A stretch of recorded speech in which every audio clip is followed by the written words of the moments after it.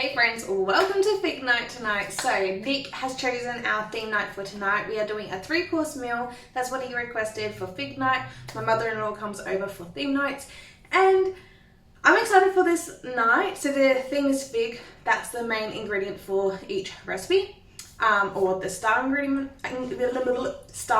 I should say. But I'm excited to do this.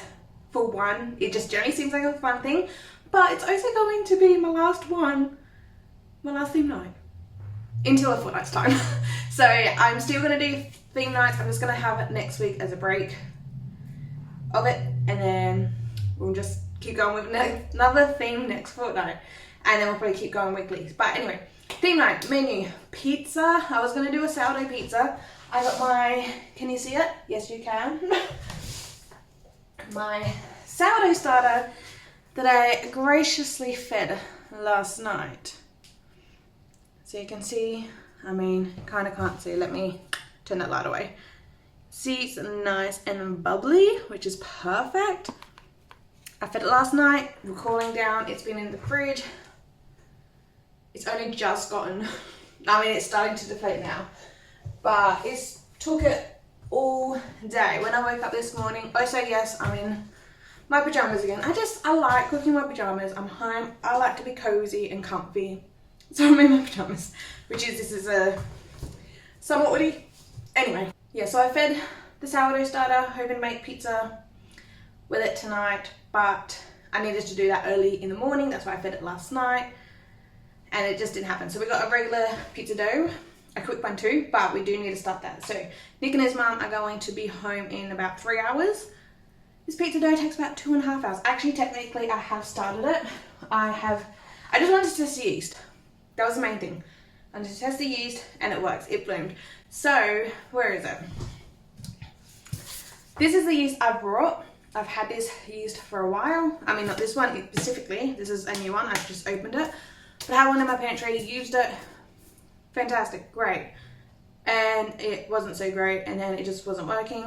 I checked the expiry date. It was like a year or just over a year out of expiry date. I've also seen and heard people keep their yeast in the fridge or freezer depending on how often they reach for it. I'm getting a lot more into bread making, so I'm just like, don't need to do that. Pantry's fine. It literally says keep fresh in the fridge. Who knew? So I thought that was just more so to extend the expiry, not so much what you're actually supposed to do. So now this is open. She's going to go in the fridge, and our yeast did bloom. So I'm gonna pack what I have up here. I was just kind of messing around filming a TikTok. We'll just continue on with pizza dough. Oh, I keep getting sidetracked with my intros. The main meal is a pork loin, a roast pork loin with a fig salad with candied walnuts, which will be fun. And dessert is a filo pastry fig custard tart, which that seems really, really yummy and tasty. So yeah, this is all my mess that I had. I mean, it's not really mess. I just laid everything out just for a TikTok, but I need room so we can start mixing up this dough. I mean, this yeast. So she's nice and bloomed, ready to be used. Alrighty, so we've got our beautiful bloomed yeast. Happy with that. Recipe calls for 3.5. Also, all recipes will be down in the description box below. But this recipe for pizza dough calls for all-purpose flour. A lot of people state actual pizza flour. I got bread and pizza flour. So I'm going to do, it needs 3.5 cups. I'm going to do 2 cups of this, 1.5 cups of plain flour. And if we need to keep adding flour as we're needing it, if it's too sticky, I'm just going to use plain flour. But I'll start with adding not the flour at all, to be honest. So we want to start by adding our olive oil. We want 2 tablespoons of olive oil. And we want a good pinch of salt. So to bloom the yeast, that already has our water, our yeast, and our sugar. So the difference between all-purpose flour and this bread pizza flour is purely the protein content in the flour, in the wheat that was grown to make this flour. This is just generally higher in protein. So we want 2 cups of this one. And if you don't have this flour, I mean, the original recipe is just all-purpose, so that is fine. So 2 cups of our pizza bread flour. and then 1.5 of our plain flour, but because we're going to be kneading and dusting, I'm going to keep this open because this is the flour I'll reach to. And I'm just going to start the mixing and the kneading with a silicone spatula. Well, not the kneading, but just the mixing part, and we're looking for a nice soft dough. And we do want to knead this for about 5 to 10 minutes until it's nice and smooth. All right, you can feel the moisture and the stickiness. It is going to be a sticky dough. So let's dust this with flour. We'll probably need quite a lot. Dump this all out. And kneading is just generally, I'm going to even dust my hands to be honest, is just pushing, pulling, pushing, pulling, pushing, pulling. You just want to keep agitating in a way the dough to create gluten. The more you work with it, the more gluten kind of forms. And it just helps with the smoothness, it helps with the texture, it helps with how it bakes, all that stuff. So can definitely do this in a stand mixer if you have it. I prefer to knead by hand. I don't have a stand mixer. I don't think I'll use it really.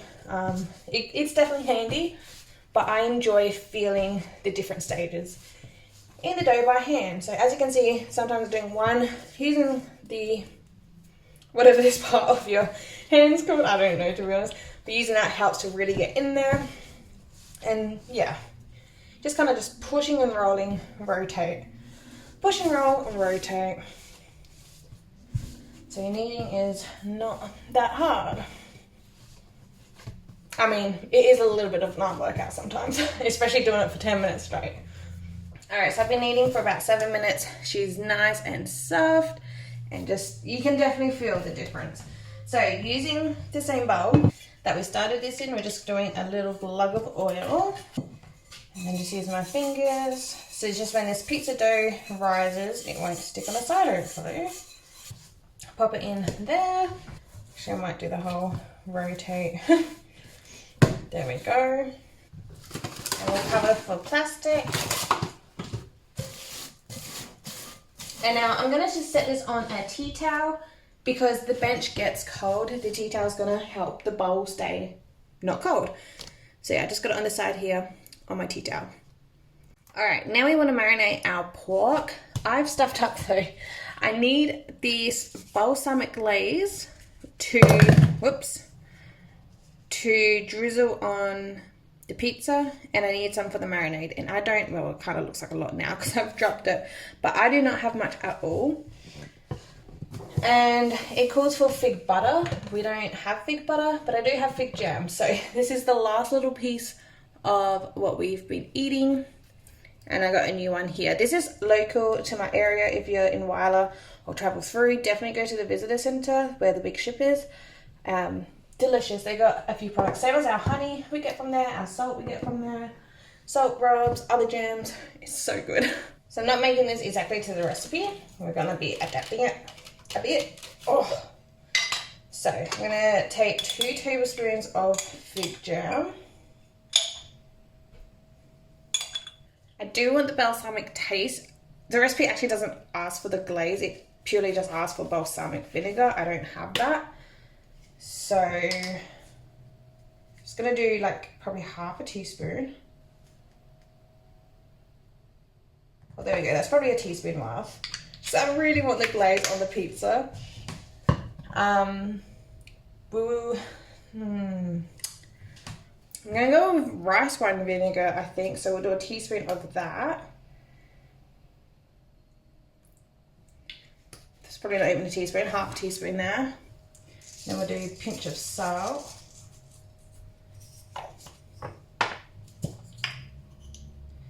Pinch of pepper. And a pinch of garlic powder. And I think that'll be it for our glaze. Because this is quite a thick consistency, I'm just gonna add in a splash of water, I think. Yeah, let's do a splash of water. You know what I'm just thinking about? I'm going to, I'm gonna bake this soon. We're gonna take the skin off. We're going to bake this soon. So I'm gonna chuck the oven on now to preheat. I'm gonna set this on the bench next to where my oven is, so then it gets more warmth from the oven. And this pork tenderloin, you kind of want to, well, I don't know, it kind of depends. We're not making it like a roast pork with a beautiful crackle and everything. I'm taking the skin off. So I wanted something kind of small, and this is perfect on the length as well. And the price, so it's 1.2 kilos, $10.99 a kilo, $13.30, and it's just so even on both sides, the meat, and it's just nice and even piece. So it's going to cook really, really nicely.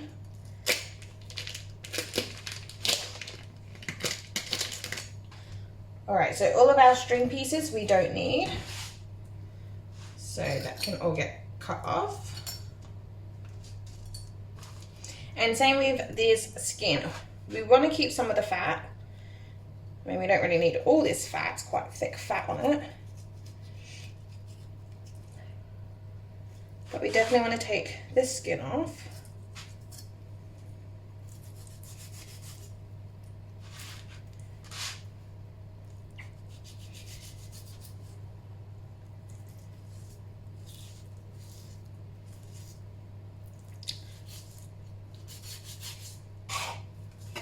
Now, if you want to use the skin for a total different purpose, make crackle, perfect. I don't think we will, to be honest. I might just waste that. Yeah, we're just going to waste that. And that's pretty much it. So we got our glaze here. Put in our pork.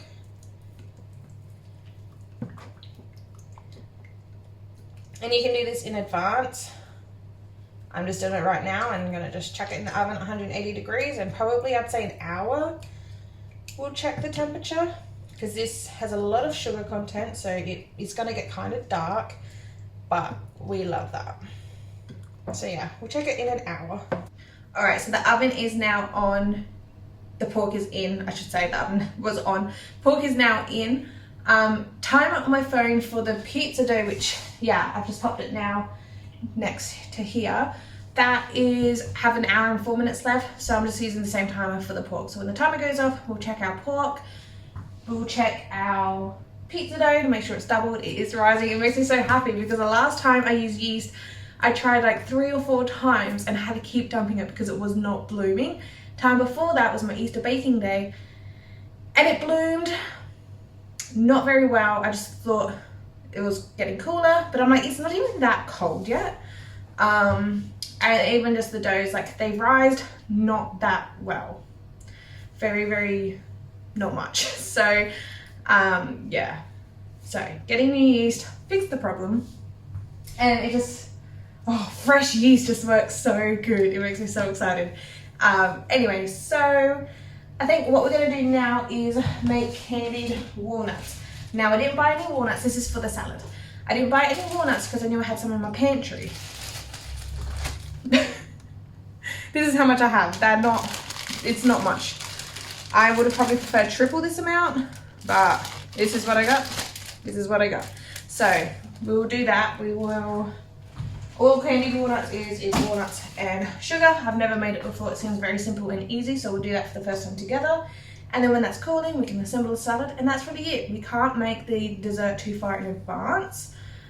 You kind of can't make it in advance at all. I'm gonna try a little bit with the pastry, but otherwise the custard, you kind of wanna make the custard filling, pour it on, and bake it.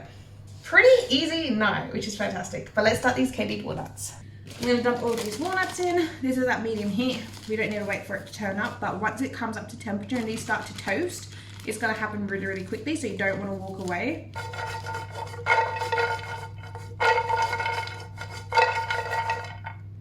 The heat of the pan is getting quite warm. Touching the walnuts doesn't feel that warm yet, but you can smell them. So I think at this point I'm gonna put in my teaspoon of sugar. And essentially with that sugar melting, keep toasting and toasting these walnuts.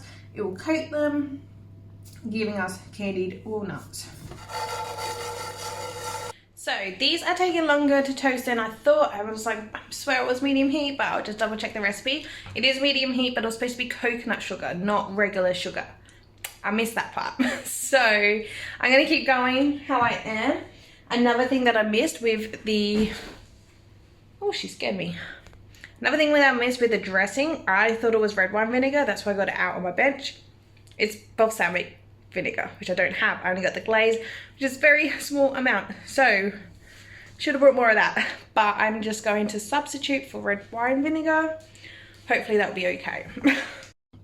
I'm also thinking, because this is taking quite a while, I'm just going to be using this spatula just to actually get this sugar, because when I'm doing the whole shaky with the frying pan, it's not lifting up the sugar.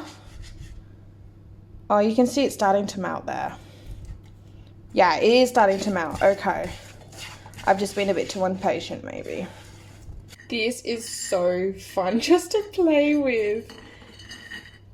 Oh, I haven't tasted it. I don't really want to taste it until it's like on the salad, because I'm sure it'll be fine.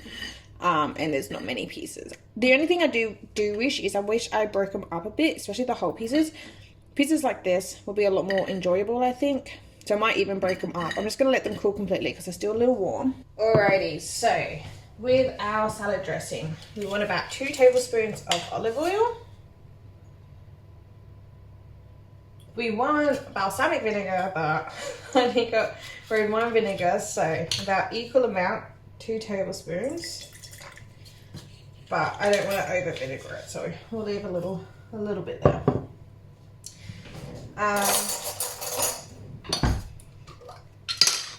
Half a teaspoon of Dijon mustard.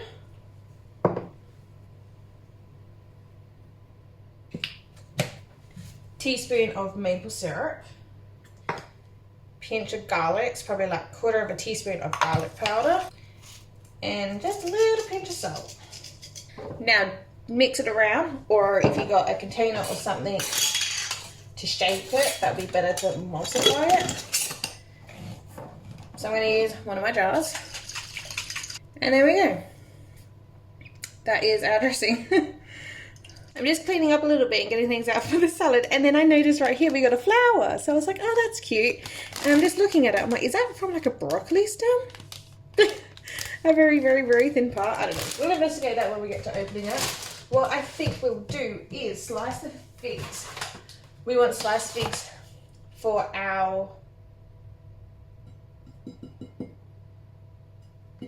What are we making? Our salad. Oh my goodness. Sliced figs for our salad and sliced figs for the dessert. So I think I'm just going to get along and slicing some figs, pop it in the bowl. If I slice too many, it's fine. Nick will enjoy it. And if I brought too many, also fine. Nick will enjoy them. So I think we'll... Oh, look how beautiful figs are. You have to admit, figs are absolutely beautiful. But to slice them, yeah, I think we'll do it like this. So then they're all kind of half rounds. These pieces, that's all the skin. You can get discarded. And we want them nice, a nice like 1/2 centimeter thickness, I think. How beautiful.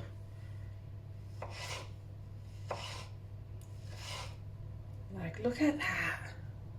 Beautiful. Okay. So I'm just going to stand here for a little while and slice these figs.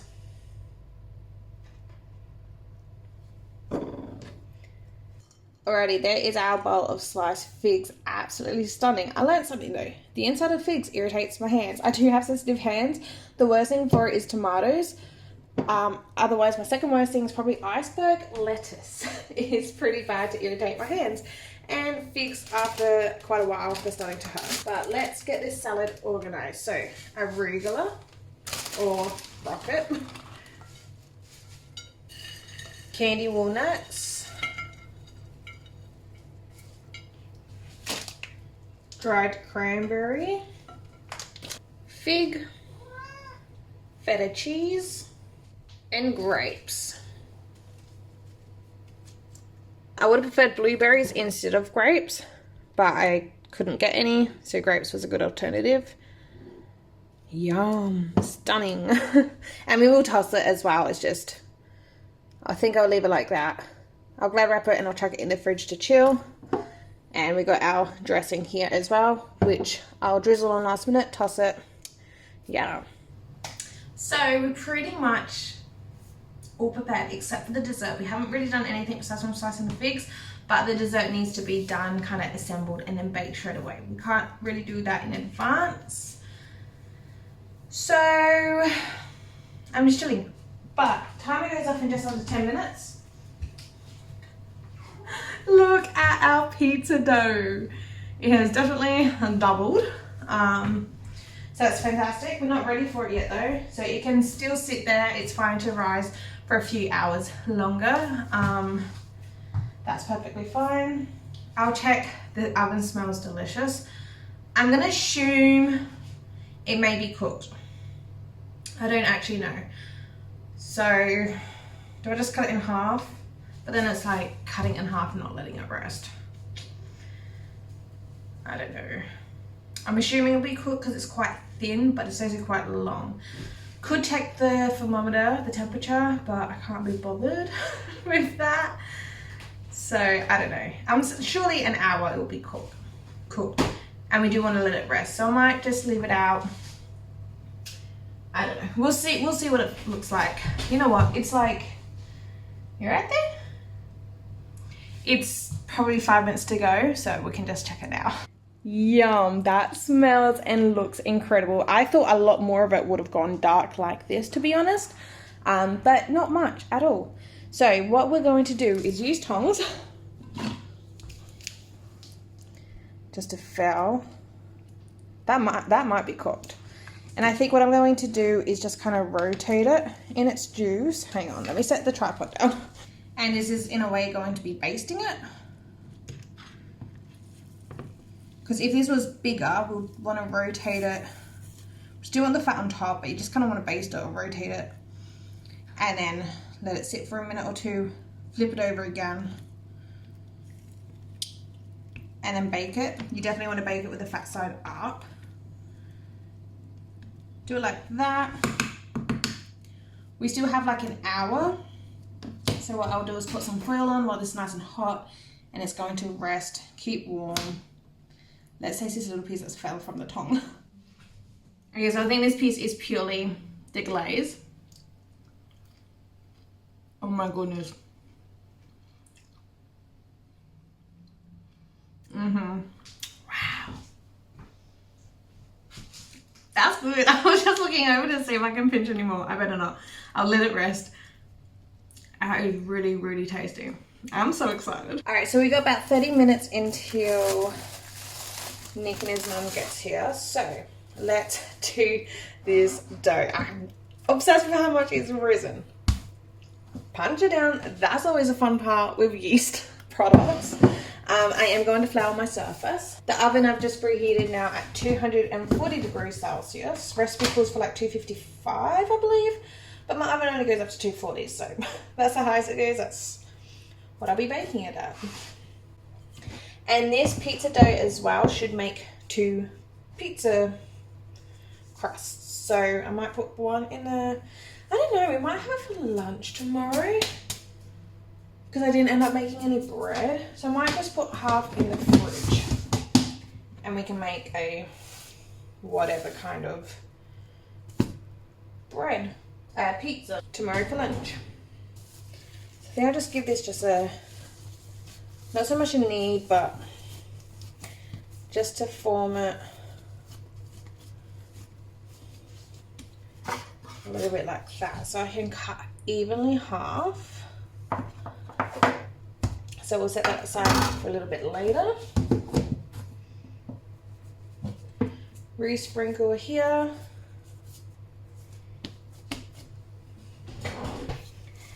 And we'll just roll out our pizza.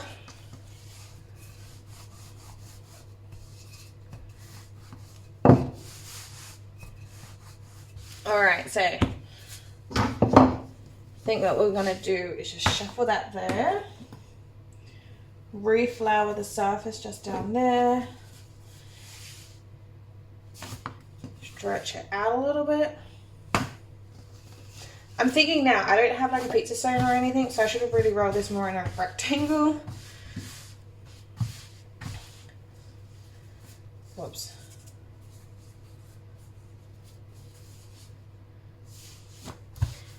And we'll let it sit right there.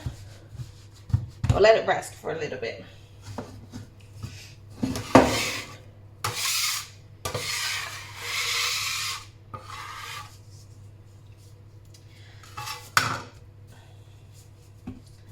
I'm gonna roll this up in flour. Pop it in a baggie. And this can chill in the fridge. I'll take it out probably about an hour to come up to room temperature tomorrow. And then we can roll it and bake with it. One thing I could have prepared, which I didn't, was to slice up fresh mozzarella cheese. I would have used fresh mozzarella cheese before, surely, but I don't remember. It's been that long, so I'm really excited to use it. So for the cheese, I'm just gonna slice all of it up. I don't want it too thick, probably about 1/2 centimeter in thickness. But we won't be using all of this cheese for this one pizza, but I'm gonna L slice, and then I don't have to worry about slicing it for tomorrow's lunch pizza. All right, thinking about it now, I should probably rest it on what we're gonna be baking it with. So I'm just gonna drizzle some olive oil, because I like a greasy pizza. All right, that should be plenty. Try and dust off this excess flour, actually, I guess.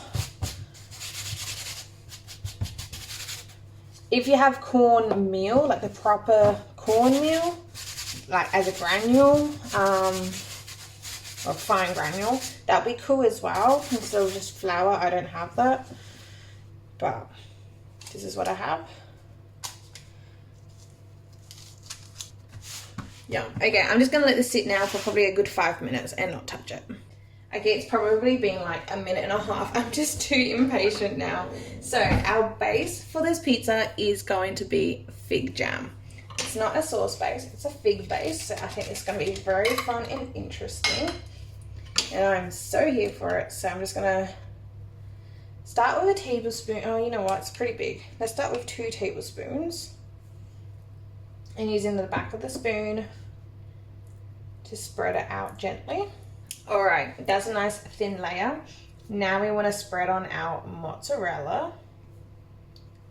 I don't remember the last time I have used fresh mozzarella, so I can't remember. I don't think it spreads out much, does it? Alrighty, how's that? Is that good? I don't know. The rest of this mozzarella can go into this bag, and then that can go into the fridge. And whatever I have left of this stuff will not last that long in the fridge. I do know that. So whatever I have left after making tomorrow's pizza, I will date it and freeze it. This I'm kind of nervous for. I've only just done this. So I got this prosciutto from the deli section. It's 0.102 kilos, so like just about 100 grams as a click and collect. So I don't know how many slices we actually have. Oh, this is plenty. Phew, I was so nervous it would be like 2 slices. No, wow, this is plenty. It's so thin. Definitely prefer the Coles deli section. Last time I used prosciutto, which wasn't that long ago, I got the Aldi pre-packaged and I just was not a fan. So with this, what I'm going to do is just put it down and twirl it. I think like that.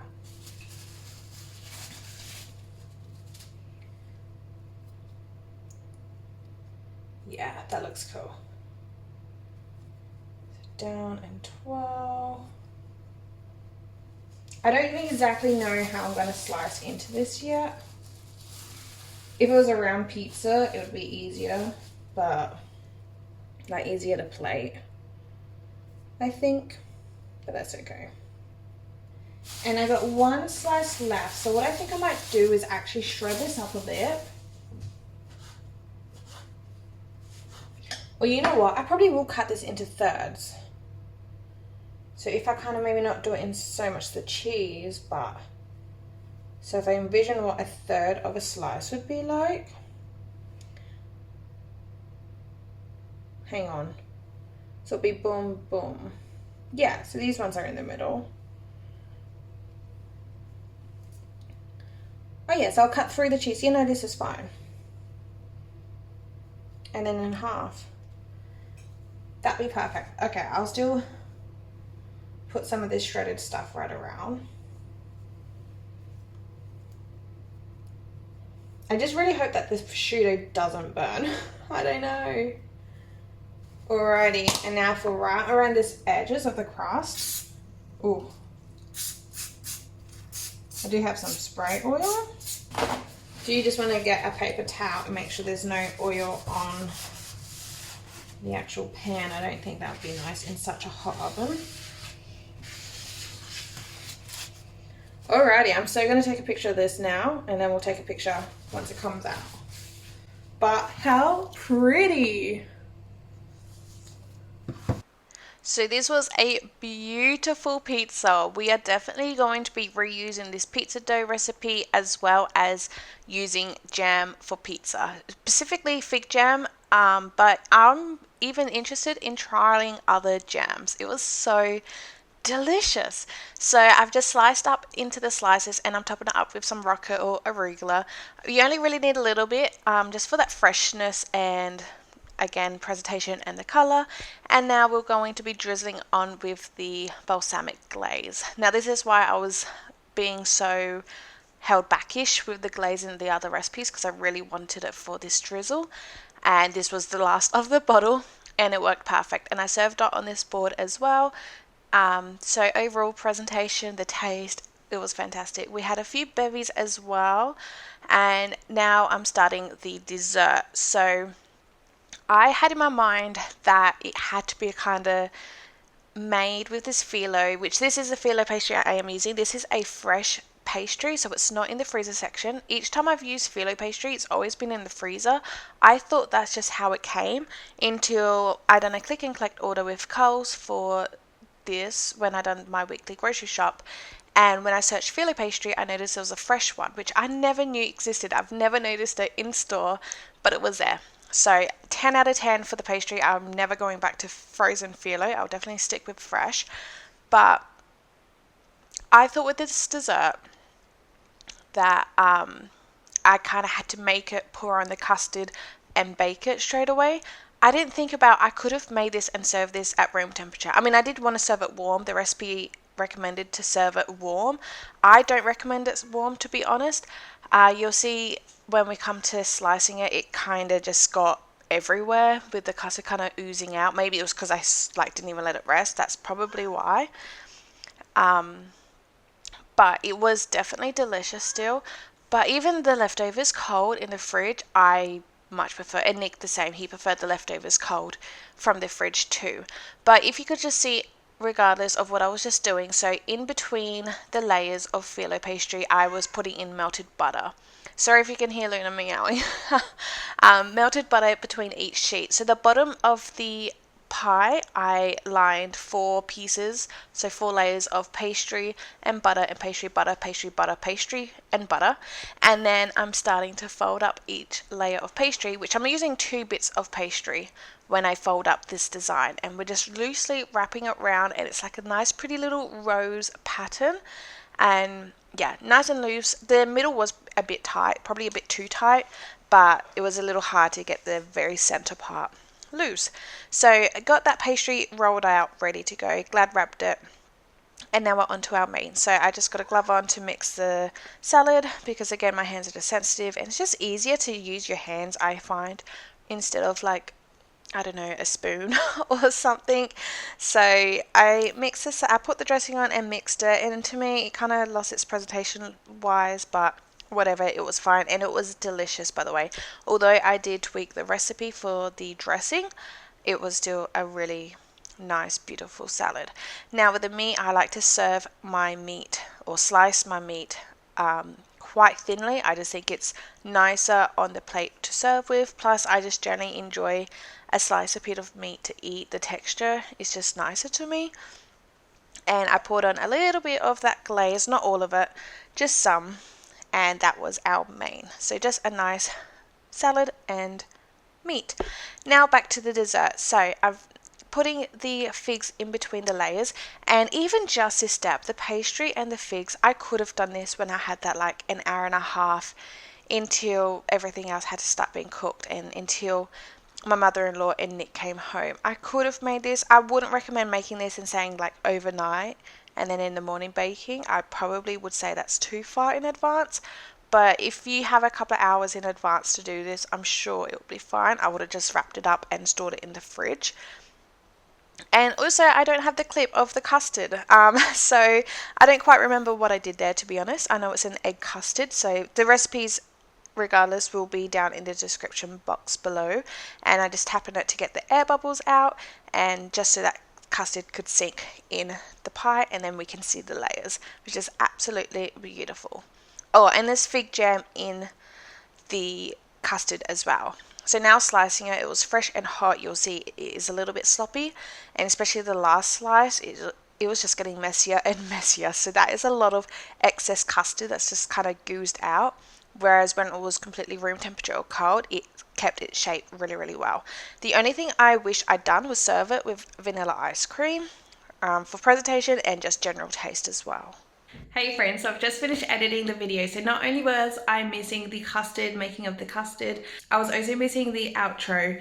I don't think I actually did film that outro, to be honest. So thank you so much for watching. This theme night was incredible. Everything was delicious, but like I was saying right at the end with the dessert, I wish I served it one with ice cream.